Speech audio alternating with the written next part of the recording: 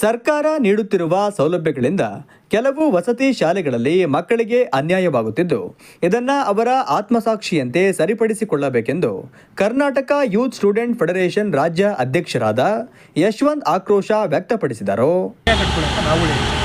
ಅದನ್ನು ಕೆಲವರು ಏನು ಮಾಡಿದ್ದಾರೆ, ನಾವು ಹೇಳಿದ್ದನ್ನು ಹೌದಪ್ಪ ಸರಿ ನಮಗೂ ಮಕ್ಕಳಿದ್ದಾರೆ ಅಂತ ಕೆಲವರು ತಗೊಂಡಿದ್ದಾರೆ, ಅಳವಡಿಸ್ಕೊಂಡಿದ್ದಾರೆ. ಇನ್ನು ಕೆಲವರು ಮಾಧ್ಯಮ ಹೇಳಿಕೆ ನೀಡಿರುವ ಅವರು ಕೆಲವು ವಸತಿ ಶಾಲೆಗಳಲ್ಲಿ ಪ್ರಾಚಾರ್ಯರು ವಾರ್ಡನ್ಗಳು ಗುತ್ತಿಗೆದಾರರೊಂದಿಗೆ ಸೇರಿಕೊಂಡು ಉತ್ತಮವಾದ ಸೌಲಭ್ಯ ನೀಡುತ್ತಿಲ್ಲ.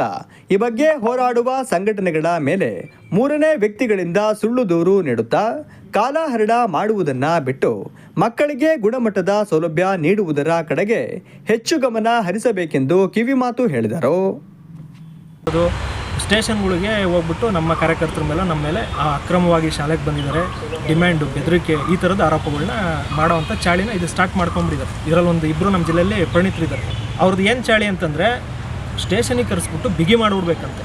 ಇವ್ರು ನಮ್ಮನ್ನು ಬಿಗಿ ಮಾಡೋದೇನಿದೆ, ಇಡೀ ರಾಜ್ಯದ ಉದ್ದಾಗಲಕ್ಕೂ ಹೋರಾಟ ಮಾಡಿ 450 ಮೇಲೆ ಹೋರಾಟಗಳನ್ನ ಸಕ್ಸಸ್ಫುಲಿ ನಾವೆಲ್ಲ ಹೋರಾಟ ಏನಿದೆ ಜನಕ್ಕೆ ಗೊತ್ತು, ನಮ್ಮ ಹೋರಾಟಗಳು ಗೊತ್ತು, ಪ್ರತಿಯೊಂದು ನಮ್ಮ ಉದ್ದೇಶಗಳು ಜನಕ್ಕೆ ಗೊತ್ತಿದೆ. ನಾನು ಕೇಳೋದಿಷ್ಟೇ, ದೂರು ಕೊಡ್ತೀರಾ, ನಿಮ್ಮ ಶಾಲೆ ಒಳಗಡೆ ಬಂದು ಅನಧಿಕೃತವಾಗಿ ಬಂದರೆ CCTV ಫುಟೇಜ್ ತೆಗೆಸ್ಕೊಳ್ಳಿ, ಎಂಟ್ರಿ ರಿಜಿಸ್ಟ್ರನ್ನ ತೆಗೆಸ್ಕೊಳ್ಳಿ, ತಗೊಂಡೋಗ್ಬಿಟ್ಟು ನಿಮ್ಮ ಮೇಲಧಿಕಾರಿ ಯಾರಿದ್ದಾರೆ DD ಅವ್ರಿಗೆ ಕೊಡಿ. ಅವ್ರು ಏನು ಮಾಡ್ತಾರೆ, ನಿಮ್ಗೆ ಒಂದು ಅನುಮತಿ ಪತ್ರ ಕೊಡ್ತಾರೆ, ನೀವು ಹೋಗಿ ಕೊಡಿ ದೂರನ್ನ ಅವ್ರ ಮೇಲೆ FIR ದಾಖಲಿಸಿ ಇನ್ನೊಂದು ಮಾಡಿ ಕೊಡಿ. ಇದನ್ನು ಅದು ಬಿಟ್ಬಿಟ್ಟು ನಿಮಗೆ ನೀವೇ ಸರ್ವಾಧಿಕಾರಿಗಳ ಥರ ಕ್ರೈಸು ಏನು ಹೇಳುತ್ತೆ, ಏನೇ ಇದ್ರೂ ಶಾಲೆನ ಸ್ಥಳೀಯರಿಗೆ ಎತ್ಕಟ್ಟೋದಾಗಲಿ ಇನ್ನೊಂದು ಕೆಲಸ ನೀವು ಮಾಡಬಾರ್ದು. ನಿಮ್ಗೆ ಸ್ಪಷ್ಟವಾಗಿ ಗೊತ್ತಿದ್ರೂ ಥರ್ಡ್ ಪಾರ್ಟಿ ಕ್ರಿಯೇಟ್ ಮಾಡಿ ಸುಳ್ಳು ಕೇಸ್ ಕೊಟ್ಟಾಗ ಏನಾಗುತ್ತೆ, ಏನೂ ಆಗಲ್ಲ, ಅದು ಕೌಂಟ್ರ್ ಕೇಸ್ ಕೊಡ್ತೀವಿ. ನೀವು ನಮ್ಮನ್ನು ಏನು ಈ ರೀತಿ ಸುಳ್ಳು ಕೇಸ್ ಕೊಟ್ಟು ಬಿಗಿ ಮಾಡೋಕ್ಕಾಗಲ್ಲ. ಇದು ಸ್ಪಷ್ಟವಾಗಿದೆ, ನಮ್ಮ ಹೋರಾಟನೂ ಸ್ಪಷ್ಟವಾಗಿದೆ. ಈ ಸಮಯ ನೀವು ಅರ್ಥ ಮಾಡ್ಕೊಂಡು ಅದೇ ಸಮಯನ ಮಕ್ಳಿಗೆ ಹೆಂಗೆ ಕೊಡೋಣ, ಅಕಾಡೆಮಿಕ್ ಸೈಡಲ್ಲಿ ಅವ್ರು ಹೆಂಗೆ ಪಿಕಪ್ ಮಾಡ್ಕೊಳ್ಳೋಣ, ಅವ್ರಿಗೆ ಹೆಂಗೆ ಒಂದು ವ್ಯಾಲ್ಯೂ ಎಜುಕೇಷನ್ ಹೆಂಗೆ ಕೊಡಬೇಕು, ವ್ಯಾಲ್ಯೂ ಫುಡ್ ಹೆಂಗೆ ಕೊಡಬೇಕು. ನೋಡ್ರಿ, ಬಡ ಮಕ್ಕಳು ಅದೊಂದು ಇಂಟೆನ್ಷನ್ ಇಟ್ಕೊಂಡು ನಾವು ಹೋರಾಟ ಮಾಡ್ತಿದ್ದೀವಿ. ಇಲ್ಲಿ ಯಾವುದೂ ಇಲ್ಲ, ನಮಗೂ ಬೇಕಾದಷ್ಟು ಇಲಾಖೆಗಳಿದೆ, ಹೋರಾಟ ಮಾಡ್ತಿದ್ದೀವಿ, ಎಲ್ಲದರಲ್ಲೂ ಮಾಡ್ತಿದ್ದೀವಿ.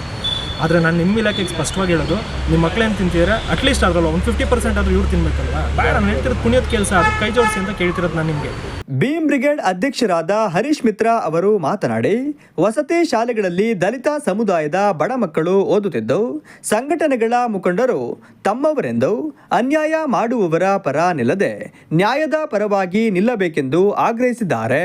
ಒಳ್ಳೆ ವಿದ್ಯಾಭ್ಯಾಸ ಸಿಗಲಿ, ಒಳ್ಳೆ ಎಜುಕೇಷನ್ ಸಿಗಲಿ ಅನ್ನೋ ಉದ್ದೇಶ ಇಟ್ಕೊಂಡು ಅವರು ವಸತಿ ಶಾಲೆಗೆ ಬಂದಿರ್ತಾರೆ. ಆದರೆ ತಾವುಗಳು ಅವರಿಗೆ ಸರಿಯಾದ ಊಟ ಕೊಡದೆ, ವ್ಯವಸ್ಥೆ ಇಲ್ಲದಲ್ಲೇ ಇರ್ತಕ್ಕಂಥ ಸುಮಾರು ಹಾಸ್ಟೆಲ್ಗಳನ್ನ ನಾವು ನೋಡಿದ್ದೀವಿ.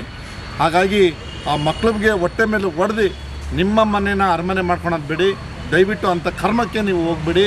ಇವತ್ತು ನಾನು ಹೇಳ್ತಾ ಇದ್ದೀನಿ, ನಿಮಗೆ ಆ ಮಕ್ಳದ್ದು ಏನಾದ್ರು ಶಾಪ ತಟ್ಟಿದ್ರೆ ನೀವು ಒಳ್ಳೆಯದಾಗೋದಿಲ್ಲ. ಆ ಮಕ್ಕಳಿಗೋಸ್ಕರ ನೀವು ಜೀವ ಕೊಡಿ. ಖಂಡಿತ ನಿಮ್ಮ ಮಕ್ಕಳಾಗಲಿ, ನಿಮ್ಮ ಮನೆ ಆಗಲಿ ಒಳ್ಳೆಯದಾಗ್ತದೆ. ಮತ್ತು ನಾನು ಕೆಲವು ದಲಿತ ಸಂಘಟನೆಗಳಲ್ಲಂದು ನಾನು ಮನವಿ ಮಾಡ್ಕೊಳ್ತಾ ಇದ್ದೀನಿ. ಏನಪ್ಪ ಅಂತ ಹೇಳಿದ್ರೆ, ಅಲ್ಲಿ ಓದ್ತಿರೋದು ದಲಿತ ಮಕ್ಕಳನ್ನೇ, ಬೇರೆಯವರೆಲ್ಲ ನಮ್ಮ ಮಕ್ಕಳಿಗೆ ಅನ್ಯಾಯ ಆಗ್ತಾಯಿದೆ.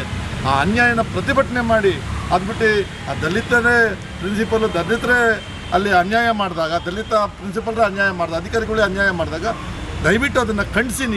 ಅವ್ರಿಗೆ ನೀವು ದಯವಿಟ್ಟು ಇನ್ನೊಂದು ಹೇಳ್ತಾ ಇದ್ದೀನಿ, ನೀವು ಏನು ಮೆನು ಕೊಡ್ತೀರಾ, ಏನು ಊಟ ಕೊಡ್ತೀರಾ, ಆ ಮಕ್ಕಳು ಪೋಷಕರನ್ನ ಒಂದು ಗ್ರೂಪ್ ಮಾಡ್ಕೊಳ್ಳಿ, ವಾಟ್ಸಪ್ ಗ್ರೂಪ್ ಮಾಡ್ಕೊಂಡು, ಇವತ್ತು ನಾನು ಇಂಥದ್ದು ತಿಂಡಿ ಕೊಡ್ತಾಯಿದ್ದೀನಿ, ಇಂಥ ಸಾಂಬಾರು ಮಾಡ್ತಾಯಿದ್ದೀನಿ ಅನ್ನೋದನ್ನ ಆ ಗ್ರೂಪಲ್ಲಿ ನೀವು ತೋರಿಸಿ ಹಾಕಿ. ಅವಾಗ ಏನಾಗುತ್ತೆ ಅಂದರೆ ಟ್ರಾನ್ಸ್ಪರೆಂಟ್ ಅಂದರೆ ಪಾರದರ್ಶಕವಾಗಿರುತ್ತೆ. ಅದನ್ನು ಬಿಟ್ಬಿಟ್ಟು ನೀವು ನಮ್ಮ ಕಡೆನೂ ಅವನಿಗೆ ಅನ್ಯಾಯ ಆಗ್ತಿದೆ ಅನ್ನೋದು ಬೇಡ. ಅನ್ಯಾಯ ಯಾರು ಮಾಡಿದ್ರು ಅನ್ಯಾಯದ ಪ್ರತಿಭಟನೆ ಮಾಡಿ ಅಂತೇಳಿ ಸಂದರ್ಭದಲ್ಲಿ ನಿಮ್ಮಲ್ಲಿ ಮನವಿ ಮಾಡ್ಕೊಳ್ತಾ ಇದ್ದೀನಿ. ನನ್ನ ಹೆಸರು ಹರೀಶ್.